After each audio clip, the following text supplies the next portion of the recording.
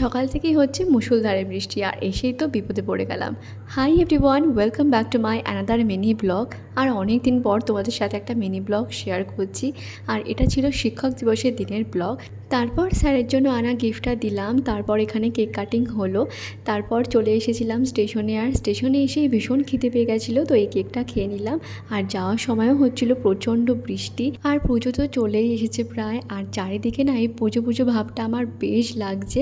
তো বাড়ি এসে দেখলাম এজিও থেকে একটা পার্সেল আসলো, সেটাই রিসিভ করলাম। সে করে দিয়েছিল মা দুটো এগ স্যান্ডউইচ, তো সেটাই খেলাম। আর খেয়েছিলাম দুটো কলা। তো আর এখানেও ভুরু ঘুমিয়ে রয়েছে, দেখতে কিন্তু কিউট লাগছে। তারপরে দিদির সাথে বিকেলে চলে গেছিলাম একটু বাজারে।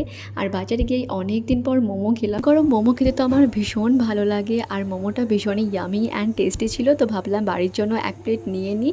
তো রাতে বাড়ি গিয়ে আর ডিনারে কিছু খাওয়া হয়নি, আর লেফট ওভার একটু চিকেন রাইস ছিল, তো সেটাই খেলাম। ভিডিওটা এই পর্যন্ত, দেখা হচ্ছে নেক্সট ভিডিওতে।